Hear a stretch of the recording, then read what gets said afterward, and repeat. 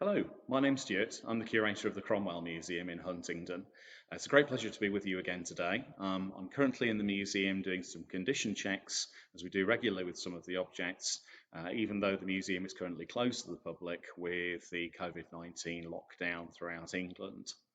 Today I'm going to talk very briefly about one of the most iconic items of arms and armour from the Civil War period, and it's this type of helmet that you can see here.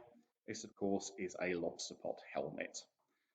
This is commonly associated in many people's minds and the kind of popular imagination with the parliamentarian cause during the Civil War. It's thought that Cromwell's soldiers could be easily identified by the fact that they all walked around with helmets like this on. This particular one is an original item in the museum's collections. It's on long-term loan to us from our friends at the Royal Armouries, and part of the famed Littlecote collection, where there were items from a Civil War armoury left at Littlecote House in Hampshire that were acquired by the Royal Armouries some 30 years ago. Probably the best collection in the world of Civil War period arms and armour. So this is a lobster pot helmet that we do actually know belonged to or was worn by a parliamentarian soldier. I'd say it's called a lobster pot helmet. You can probably see, if I turn it around here, the tail at the back here, which a lot of people associate with being a lobster's tail, or shaped like a lobster's tail, from which the helmet gets its name. Certainly that's what sort of experts and academics call it. Back in the 17th century, it may well just simply have been referred to as a soldier's pot, which is a kind of generic name for the sort of helmets that were used in this period. It has, as you can see here, chin straps fitted to these sort of chin guards or side guards you can see here.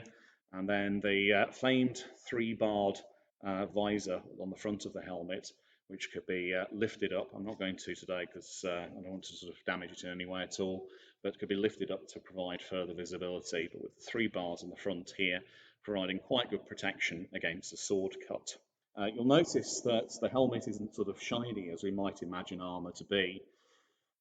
It's darkened because it's been either left forge blackened or protected in some way by being rust proofed. The problem with, of course, shiny armour is you go out, particularly in the British weather, and it'll get very wet and very rusty very quickly.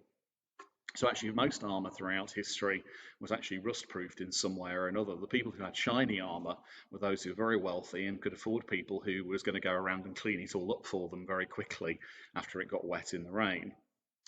So sometimes armour was left what they call forge blackened. So in other words, the blackening that you get from the production process. Sometimes it's painted.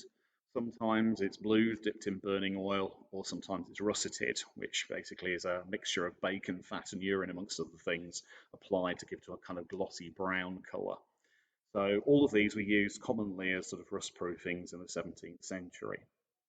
Now, although this helmet is in the popular imagination associated with a parliamentarian cause, actually it was worn by cavalrymen on both sides.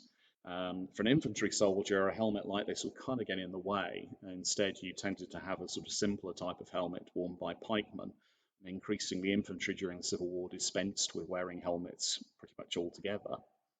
However, a helmet like this, be worn by a cavalryman, will provide good protection while on horseback, particularly if equipped with a buff coat, back and breastplate, and all the other items that would add sort of good quality armouring to a cavalry soldier. Now, helmets like this are actually commonly worn by soldiers on both sides. The image we have of all the parliamentarians having these sort of lobster pot helmets, all the royalists having floppy hats and feathers, is a Victorian stereotype. The Victorians loved to show people off in images like this, but actually it was very difficult to tell the two sides apart during this period, and helmets like this would have been commonly worn by cavalrymen on both sides.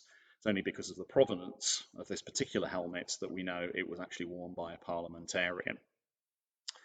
We do have other examples of this in our collection. One of the items, a lobster pot helmet, which has got bits missing, which has been handed down through the Cromwell Bush family, Cromwell's descendants, is what's thought to be probably a variety of this sort of helmet produced for sieges, siege warfare. It's rather heavier than the usual kind of example. Now, this particular helmet here, for example, weighs probably about, I don't know, more than about a kilo and a half. It's relatively light, actually, what you might compare to what you might think.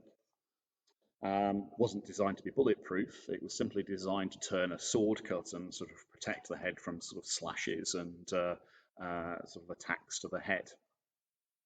Now, the heavier example we've got in the museum's collections is a curious one. It's missing the peak, sort of the rear, the lobster tail. It's missing the face guards.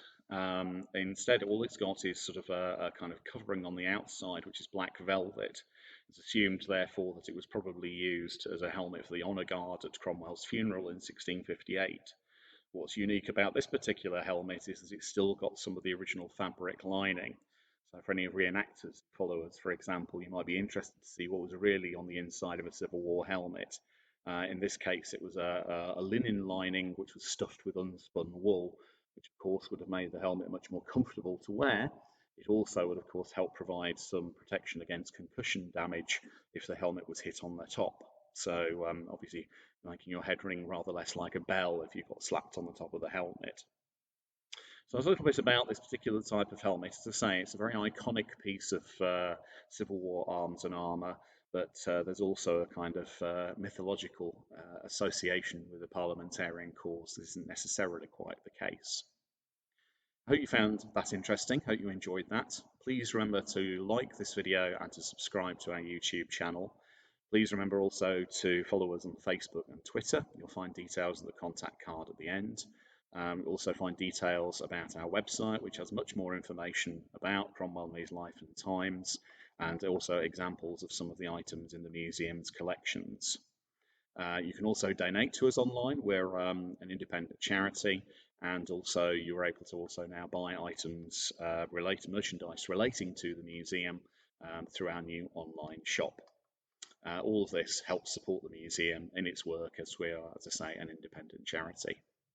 Thank you very much for joining us today, and hope to see you again soon. And please stay safe in these very strange and distracted times. Thank you.